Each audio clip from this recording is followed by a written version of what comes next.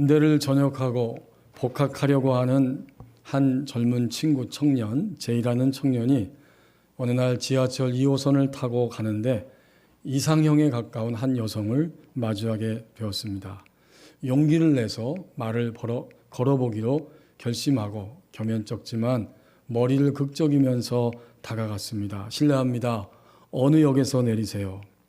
이 제이는 자신의 말이 잘 새겨지기를 원했지만 지나친 욕심이었습니다. 그 여성이 매 눈으로 그 제이 청년을 째려보면서 미간을 찡그리며 말했습니다. 네? 누구시죠? 왜 그러세요? 그 짧은 순간에 이 제이는 포기하지 않습니다. 차창 아래로 흐르는 강물들을 내려다보았습니다. 이젠 겨울의 추위가 풀려서 따뜻하고 또 투명한 햇살이 물 위에 한가득 번지고 있었습니다. 절기와 날씨를 가지고 소재로 삼아서 이야기를 늘어놓습니다. 저기 좀 보세요. 얼마 전까지만 해도 한강의 얼음이 절반이나 두꺼웠는데 이제는 많이 거의 다 녹았습니다. 그리고 오늘 달력을 보니까 절기상 입춘입니다. 참, 조선시대 때에는 사람들이 겨울철에 한강에 얼음을 떠서 동빙고와 서빙고라고 하는 창고에 보관했다고 하네요. 이 말을 들었을 때 이 여성이 정말요? 라고 눈을 동그랗게 뜨면서 반응을 보였습니다. 그러며 국가제사용 얼음은 동빙고라는 곳에 저장을 했고 서빙고에는 주로 왕실과 고관들이 쓸 얼음을 저장했지요. 그랬군요. 그러나 저러나 오늘 날씨가 참 좋습니다.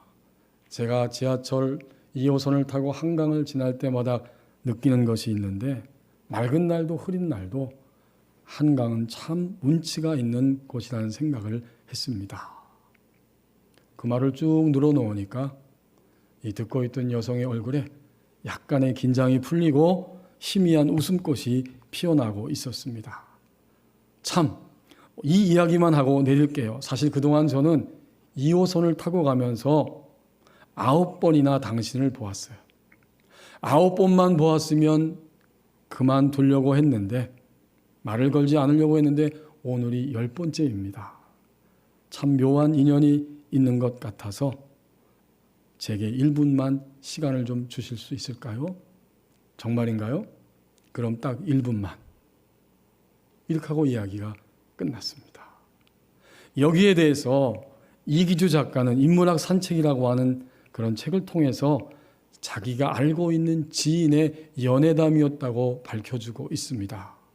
그러면서 이렇게 뒷부분에 이야기합니다. 만약 이 제이라는 청년이 앞에 날씨와 풍경에 대한 이야기를 생략한 채 사실 제가 당신을 10번 봤어요. 시간 좀 내주시겠어요? 이렇게 말했다면 어떤 일이 벌어졌을까?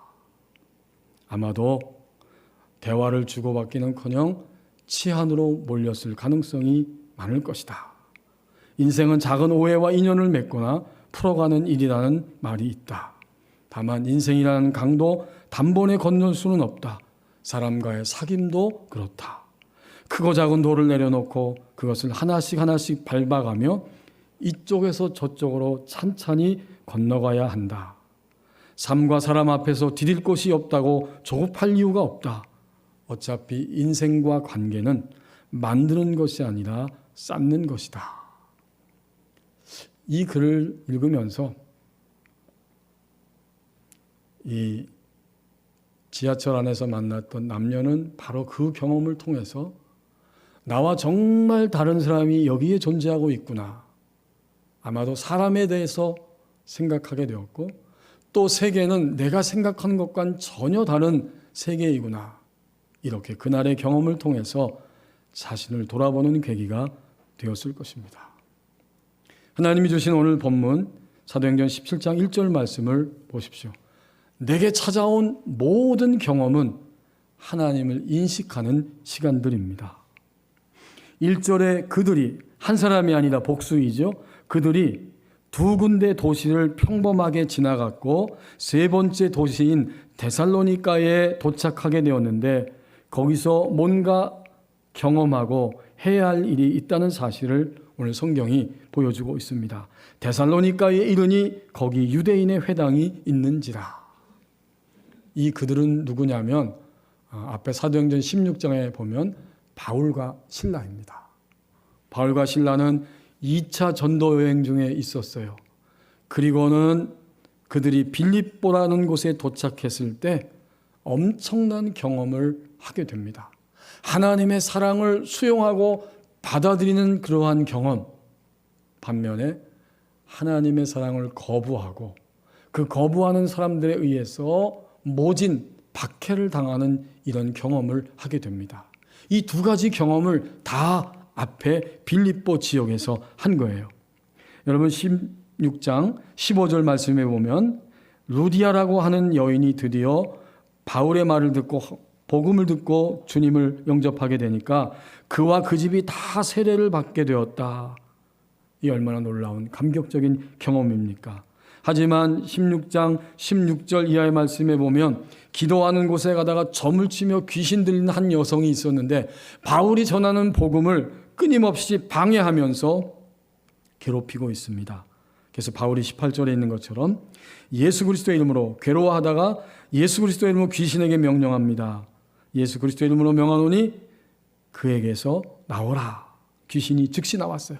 그러자 이 귀신 들린 여성 종을 통해서 이익을 크게 얻었던 이 주인들이 바울을 고발하게 되고 결국은 바울이 관리들에 의해서 끌려가게 되고 감옥에 갇힙니다. 두 손이 두 발이 묶이고 심히 많은 매를 맞게 되죠. 아주 쓰라립니다. 고통스럽습니다. 한밤중에 바울과 실라가 기도하고 하나님을 찬양했더니 어떻게 됐죠?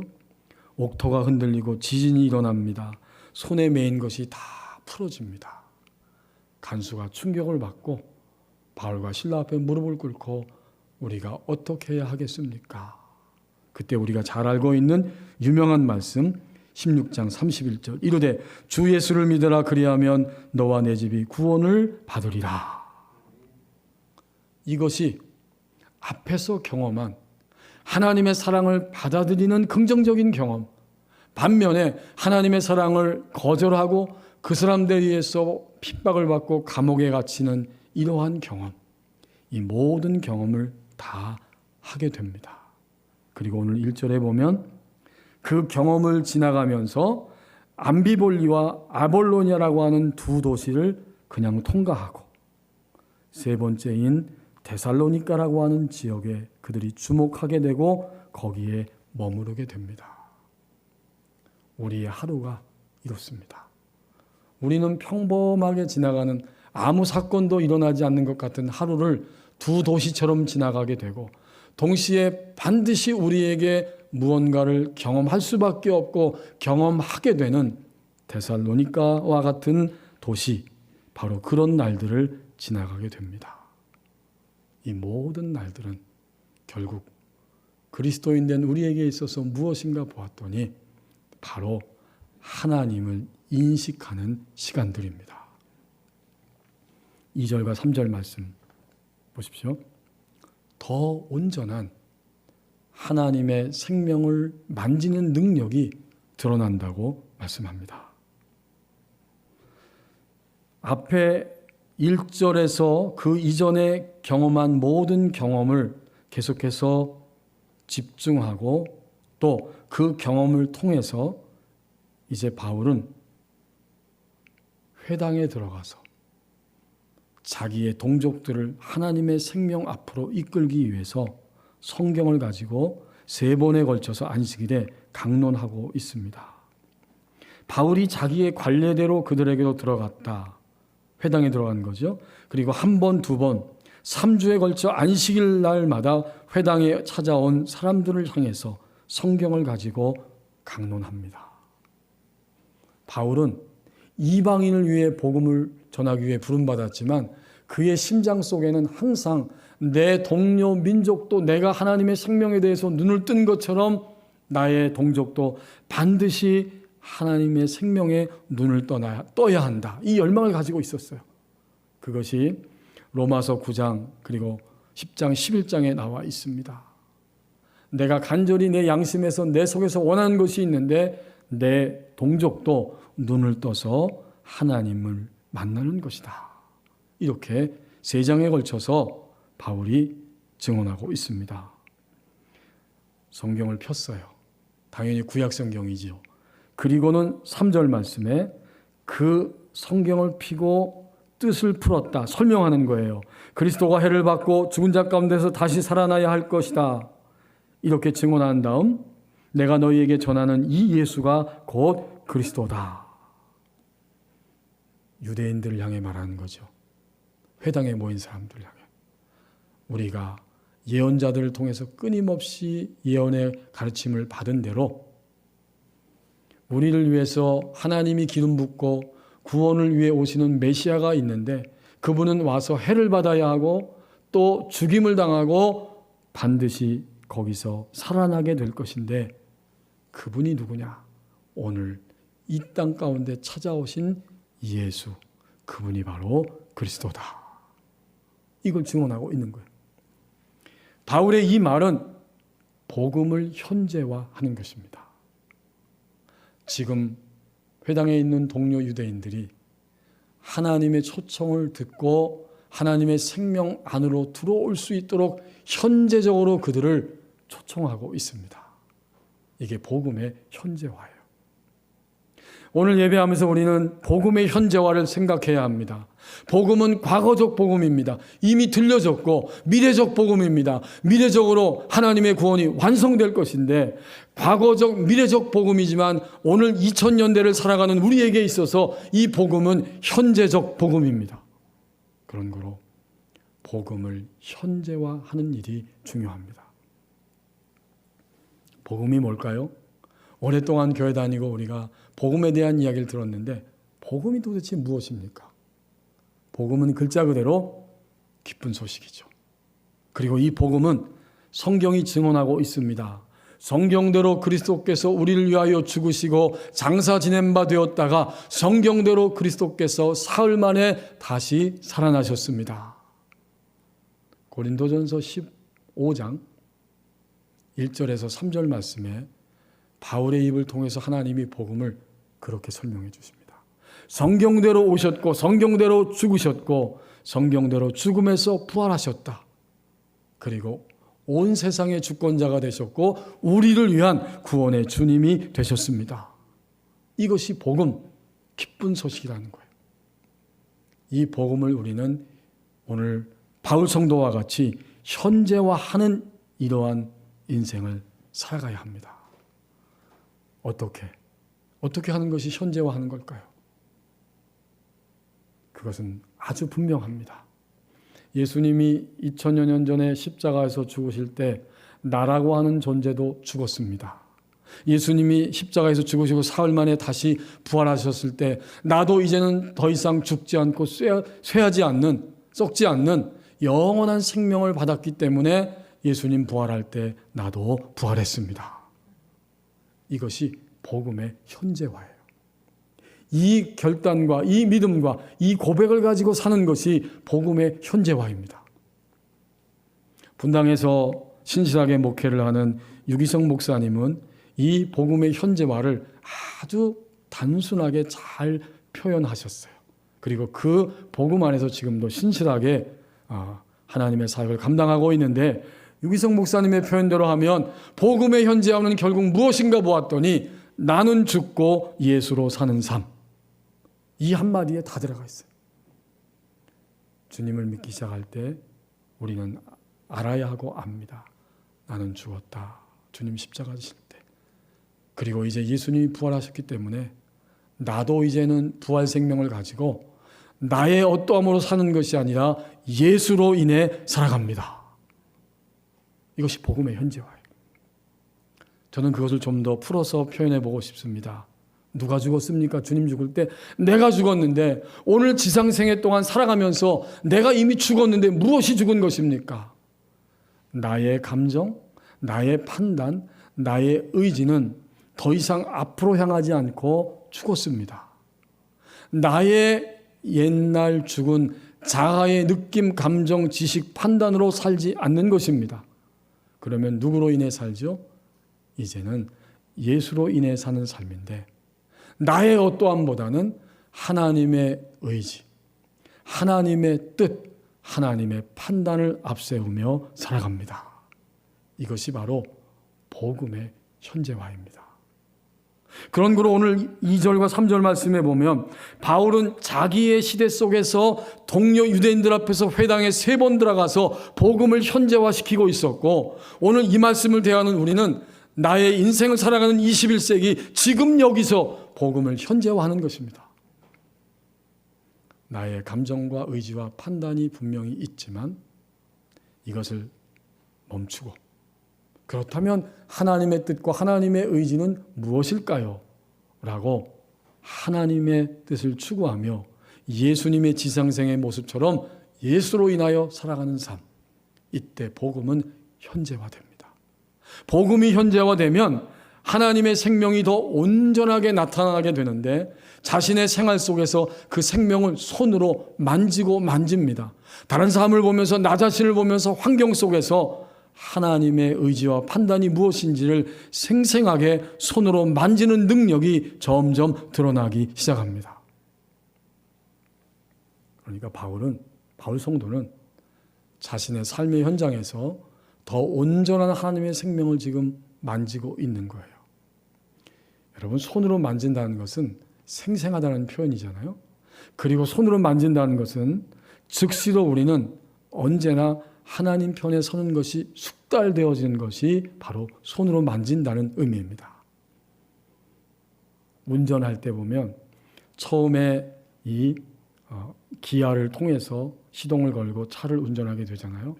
뭐 수동 스틱 기아든지 아니면 자동으로 된 기아든지 어쨌든 이 기아를 변속시켜야 되는데 초보 운전 때에는 손으로 기아를 만지고 눈으로 봐야 돼요.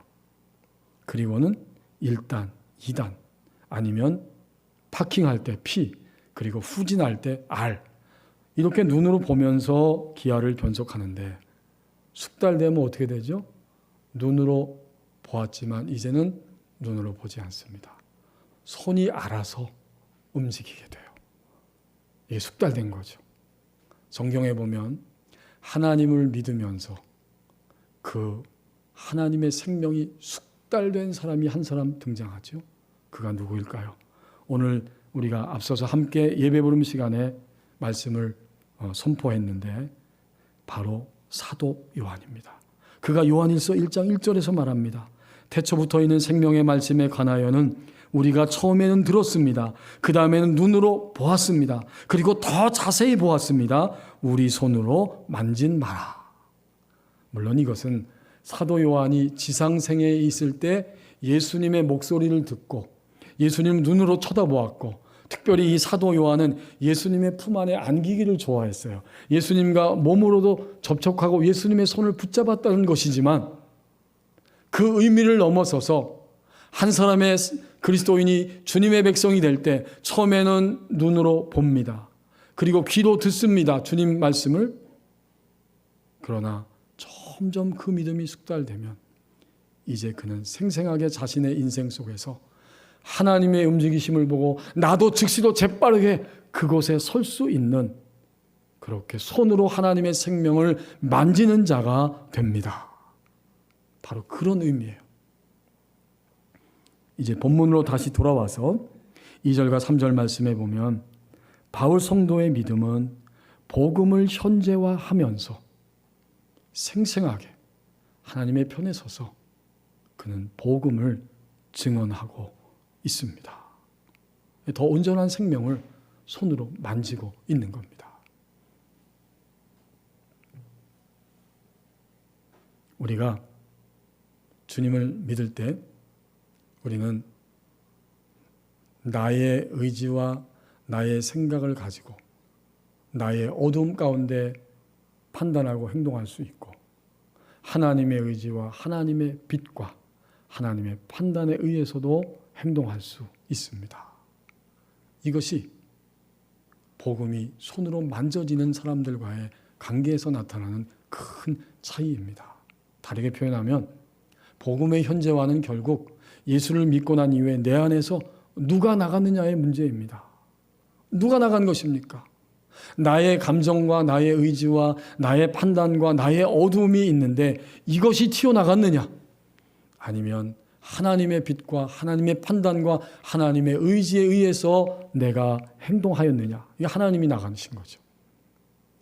더 애석한 것은 내가 이것을 해야 됩니까? 안 해야 됩니까? 이 판단 앞에서 내가 나갈 수도 있고 하나님이 나가셔야 되는데 하나님이 나가실 수 있는 그런 귀한 역사도 있고, 우리에게 더 안타까운 것은 악한 영의 충동을 받은 상태에서 그 충동인지도 모르고 우리의 행동이 그대로 나가버립니다.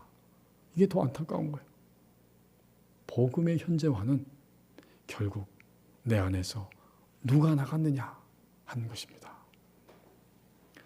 과거에 하나님을 가까이 하며 하나님을 오늘의 삶 속에서 현자화했던 수도사들은 스타티오라고 하는 훈련을 했다고 합니다.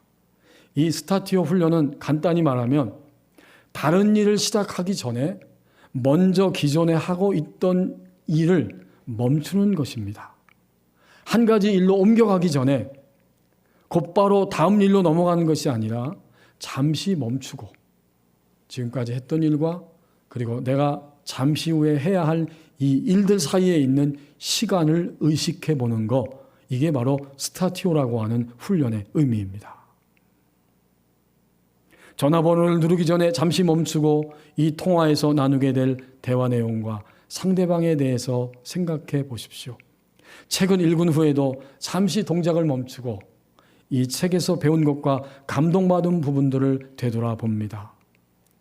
텔레비전을 본 다음에 잠시 여유를 두고 오늘의 이 드라마가 그것이 내 삶에 어떤 기여를 하고 있는지 자문해 보는 것입니다. 성경을 읽기 전에 잠시 멈추고 하나님, 이 하나님의 살아있는 말씀을 대할 때 내게 집중의 영을 보내어 주시기를 원합니다. 필립 얀시라고 하는 기독교 작가가 내 안에 하나님이 없다라는 책에서 자신의 모습을 이렇게 수도사들의 스타티오 훈련을 통해서 비춰주고 있습니다. 그는 말합니다. 편지를 쓰거나 전화를 하기 전에 잠깐 시간을 내어 상대방을 위해 기도한다면 그것은 더 이상 귀찮은 일이 아니라 하나님의 은혜를 받거나 표현할 수 있는 좋은 기회로 변할 것이다. 이것은 내가 직접 경험한 사실이다. 이렇게 증언하고 있습니다. 무슨 이야기입니까? 하나님이 나가시도록 했다는 고백과 증언이고, 마침내 복음을 현재화할 때 복음을 현재화하면서 더 온전한 하나님의 생명을 그의 생활 속에서 만지는 능력을 체험했다고 하는 이러한 증언입니다. 더 온전한 하나님의 생명을 드러내는, 만지는 그 능력이 드러난다고 말씀합니다. 4절과 7절 말씀을 보십시오. 두 세력 사이에서 묵묵히 생명을 추구하는 자가 된다고 말씀합니다. 4절에 이렇게 복음을 현재화하면서 바울이 하나님의 생명을 증거했을 때 거기에는 두 세력이 나타나게 됩니다. 4절에 그 중에 어떤 사람, 곧 경건한 헬라인의 큰 무리, 또 적지 않은 귀부인들도 권함을 받고 바울과 실라를 따라갔다. 여기 그 중에 어떤 사람이라고 했는데 사실 이 말은 그 가운데 몇몇 사람, 유대인을 이야기합니다. 그 가운데 자기 동족들 유대인 몇몇 사람, 이런 뜻이고, 곧이라고 하는 말은 그리고라고 하는 뜻입니다. 그리고 이방인이었던 경건한 헬라인의 큰 무리도 하나님의 생명을 받아들였고, 또 적지 않은 많은 수의 그 당시 고위 관료들의 부인이었던 귀부인들도 바울과 실라를 따랐다. 하나님의 생명을 그대로 수용하고 받아들이는 이런 한 무리의 세력이 등장한 것입니다. 반면에 이제 5절과 7절 말씀에 있는 것처럼 그 가운데 어떤 동족 유대인들은 시기심이 막 불타올라서 결국은 저자, 그 당시 시장이죠. 그 길거리 시장이 있는데 장터에 불량한 사람들, 그 불량배들을 동원해서 떼를 지어서 성을 소동케 합니다. 그리고는 야손의 집에 침입해서 그들 바울과 실라를 백성들에게 끌어내려고 합니다. 여기 야손이 바로 4절에서 말하고 있는 그 중에 어떤 사람, 몇몇 유대인 가운데 한 사람입니다. 야손은 복음을 들었어요. 하나님의 생명을 받아들였어요. 그래서 바울과 실라를 자기 집으로 데려가게 되고 거기에서 숙식을 함께 하면서 하나님 나라에 참여하고 있었던 사람입니다. 이 도시의 데살로니가시의 사람들이, 유대인들이 그것을 알고 야손의 집으로 침입했습니다. 6절에 보면 그 집에서 바울과 실라를 발견하지 못하니까 야손과 형제들을 끌고 읍장 앞에 가서 고소하고 고발하게 됩니다. 여기에 천하를 어지럽히던 사람들이 여기에도 도착하고 이 동네에도 와서 천하를 어지럽히고 있다. 그랬더니 7절에 바로 이 작자 야손이라고 하는 사람이 그들을 맞아들였다. 이 사람들은 가이사의 명령을 거역하고 있다. 지금 우리의 왕은 가이사 로마 황제 한 명뿐인데 그들이 주장하기를 다른 임금 곧 예수라고 하는 왕이 따로 있다고 말한다. 이것은 또 하나의 세력입니다. 하나님의 생명을 받아들이지 않고 그것을 박해하고 반대하는 세력들이 여기에 등장하고 있어요. 우리의 경험도 이와 같습니다. 지난 6개월 동안 전반기를 살면서 우리도 하나님의 생명으로 기뻐하고 감사하고 승리하며 감격했던 경험이 있었어요. 반면에 하나님의 사랑이 도저히 이 나의 현실에서는 믿어지지 않기 때문에 너무 곤고하고 너무 쓰라리고 눈물이 나고 고통스러웠습니다. 이것이 또한 우리의 경험이었어요. 그런 거로 오늘 이 두 세력은 내 안에 있습니다. 그리고 바깥에 구조적으로도 두 세력이 이 땅 가운데 분명히 등장합니다. 이게 우리의 경험이에요. 오늘 예배하는 우리 안에 두 세력이 있습니다. 하나님의 사랑을 받아들이고 그 생명을 감격합니다. 하지만 저 밑바닥 한 구석에서는 하나님의 생명을 여전히 희미하게 생각하고 결코 전적으로 수용하지 못하는 이런 세력이 내 안에 분명히 움직이고 있습니다. 오늘 이 땅을 보십시오. 하나님의 생명이 흘러가기도 하지만 구조적으로 하나님의 생명을 반대하고 거절하는 구조적인 일들도 이 땅 가운데 강하게 흘러갑니다. 그렇다면 무엇일까요?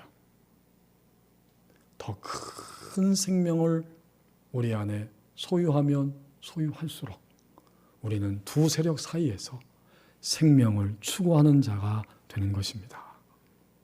오늘 바울은 이 두 세력 사이에서 묵묵히 하나님의 생명을 지금 추구하고 있습니다. 우리가 오늘 본문을 다 읽지 않았지만 그 이후에 이 바울은 데살로니가를 지나서 10절 말씀에 보면 밤에 이 사건을 지나서 형제들이 바울과 실라를 베레아로 보냈다. 2차 선교 여행이 지속됩니다. 더 나아가서 3차 선교 여행, 그리고 예루살렘을 거쳐 로마까지, 땅끝까지 그는 선교 여행을 멈추지를 않았습니다. 두 세력 사이에서 바울은 하나님의 생명을 묵묵히 추구하는 자가 되었습니다. 지난 6개월 동안 우리의 경험은 어떤 것이었습니까? 저는 최근에 두 가지 소식을 들었습니다. 제 친구가 암투병을 하고 있어요. 목사님, 기도해 주세요. 또 제가 알고 있는 여러 사람들이 코로나19에 불과 일주일 전에 확진되었다는 가슴 아픈 쓰라린 소식도 듣고 있습니다. 이러한 모든 경험 앞에서 우리는 무엇을 생각합니까? 그 경험은 하나님을 다시 인식하는 시간들입니다. 그때 우리는 더 온전한 하나님의 생명을 손으로 만지는 능력 가운데 살아가게 될 것입니다. 오늘도 우리는 간구합니다. 두 세력 사이에서 하나님의 생명을 묵묵히 추구하는 자가 되게 하여 주옵소서. 하나님이 이 아침에 우리에게 질문하십니다. 긍정적, 부정적 경험을 통해서 너희는 지난 6개월 동안 어디를 향해 살아왔느냐? 그리고 앞으로 주어질 2021년 6개월 긍정적, 부정적 경험을 통해서 어디로 흘러갈 것이냐? 기도하겠습니다.